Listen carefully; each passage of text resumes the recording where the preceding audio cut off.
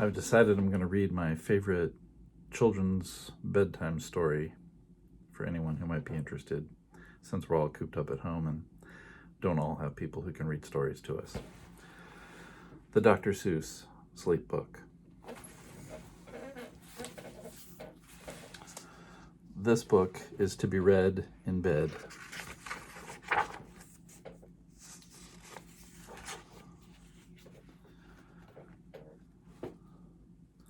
The news just came in from the county of Keck that a very small bug by the name of Van Vleck is yawning so wide you can look down his neck.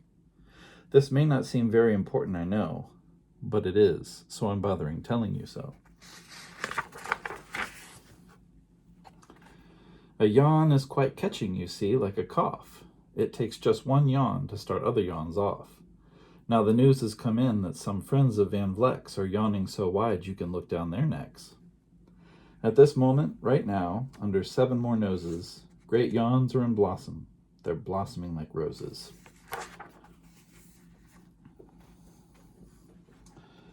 The yawns of that one little bug is still spreading.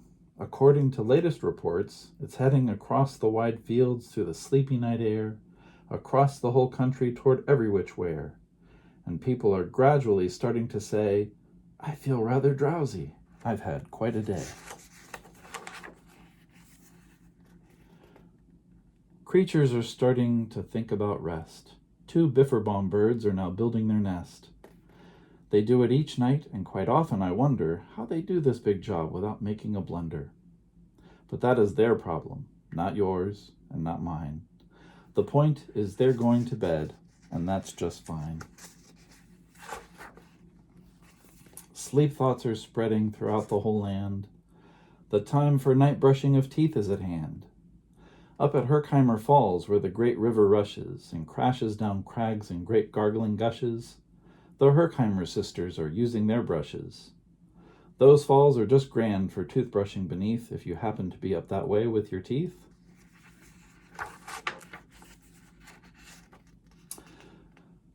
The news just came in from the castle of Krupp that the lights are all out and the drawbridge is up. And the old drawbridge drawer just said with a yawn, "My drawbridge is drawn and it's going to stay drawn till the milkman delivers the milk about dawn. I'm going to bed now, so nobody better come round with a special delivery letter."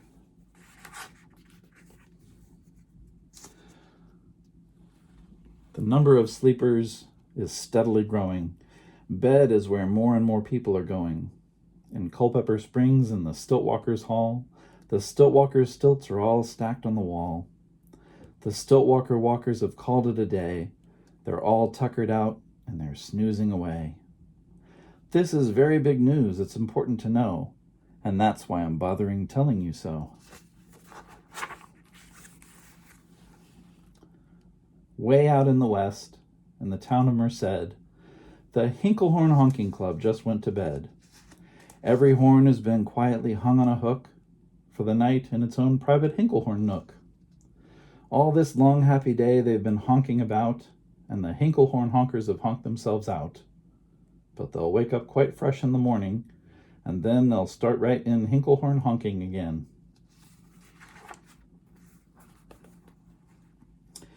Everywhere creatures are falling asleep. The collapsible frink just collapsed in a heap. And by adding the frink to the others before, I'm able to give you the Who's Asleep score. Right now, 40,404 creatures are happily deeply in slumber.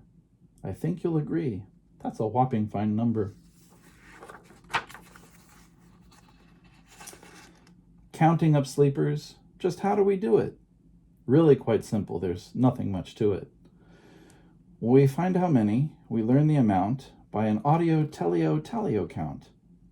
On a mountain halfway between Reno and Rome, we have a machine in a plexiglass dome which listens and looks into everyone's home. And whenever it sees a new sleeper go flop, it jiggles and lets a new biggle ball drop. 1 drop counts. Our chap counts these balls as they plop in a cup, and that's how we know who's down and who's up. Do you talk in your sleep? It's a wonderful sport. And I have some news of this sport to report. The world champion sleep talkers, Joe and Mo Redzoff, have just gone to sleep and they're talking their heads off. For 55 years now, each chattering brother has babbled and gabbled all night to the other. They've talked about laws, they've talked about gauze, they've talked about paws, and they've talked about flaws. They've talked quite a lot about old Santa Claus. And the reason I'm telling you this is because you should take up this sport. It's just fine for the jaws. Do you walk in your sleep? I just had a report of some interesting news of this popular sport.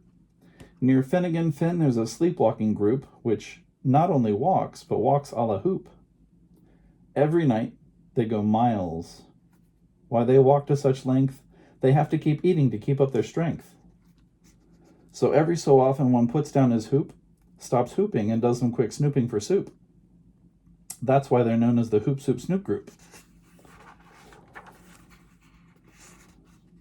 Sleepwalking, too, are the curious Crandalls, who sleepwalk in hills with assorted-side candles.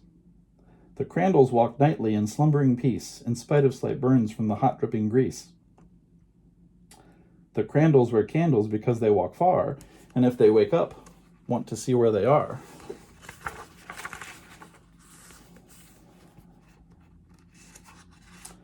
Now, the news has arrived from the Valley of Vale that a Chippendale mupp has just bitten his tail, which he does every night before shutting his eyes.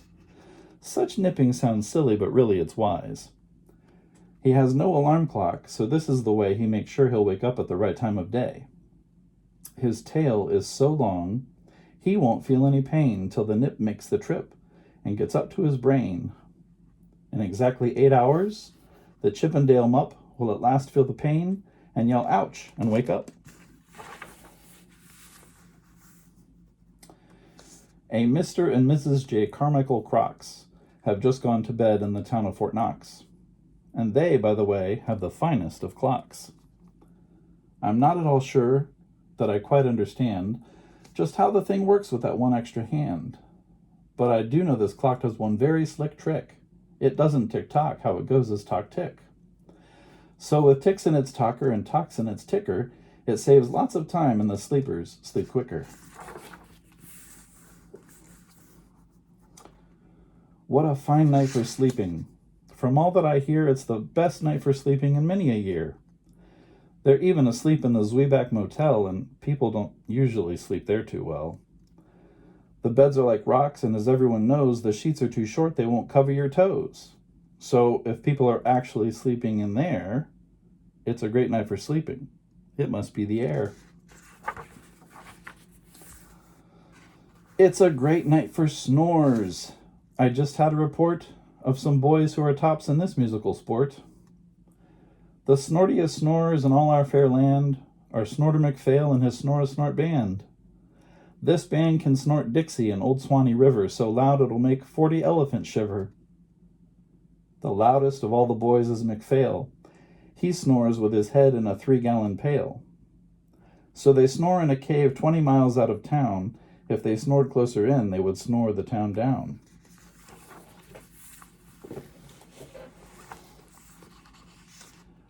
Do you know who's asleep out in Funa Laguna?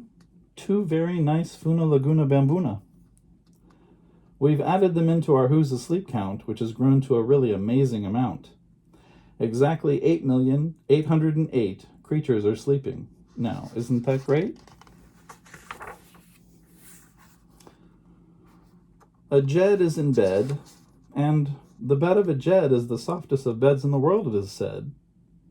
It makes it from pom-poms it grows on its head, and he's sleeping right now in the softest of fluff, completely exhausted from growing the stuff.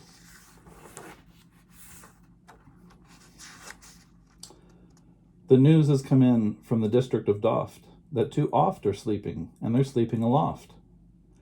And how are they able to sleep off the ground? I'll tell you. I weighed one last week, and I found that an oft is so light it weighs minus 1 pound.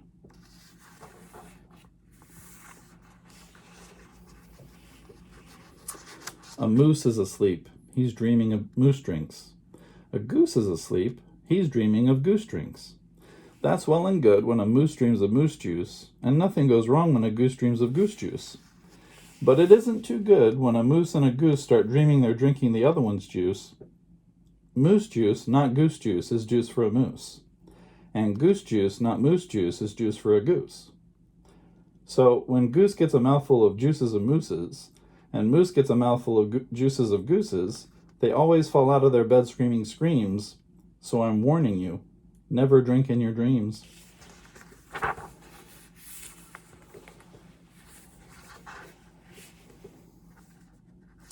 Speaking of dreaming, I think you should note that the Bumbletub Club is now dreaming afloat.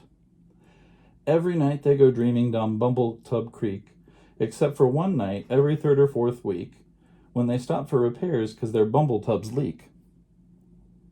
But tonight they're afloat, full of dreams, full of bliss, and that's why I'm bothering telling you this. At the fork of the road, in the Vale of Avode, 4 foot-weary salesmen have laid down their load. All day they've raced round in the heat at top speeds, unsuccessfully trying to sell Zizzerzouf seeds, which nobody wants because nobody needs. Tomorrow will come, they'll go back to their chore, they'll start on the road Zizzerzoofing once more.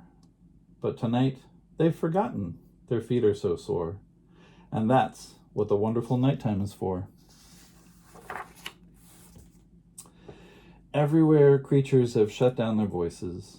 They've all gone to bed in the beds of their choices. They're sleeping in bushes, they're sleeping in crannies, some on their stomachs and some on their fannies.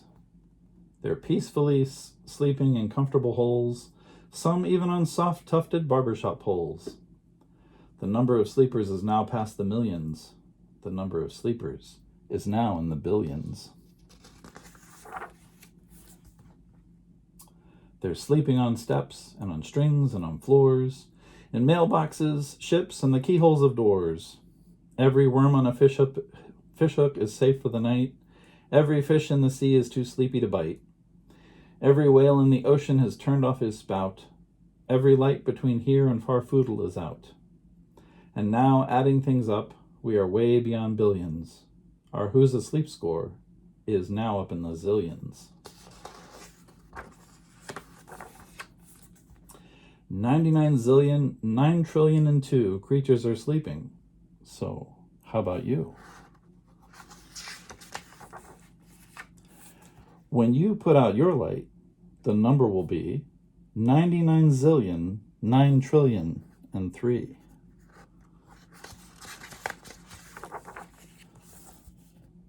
Good night.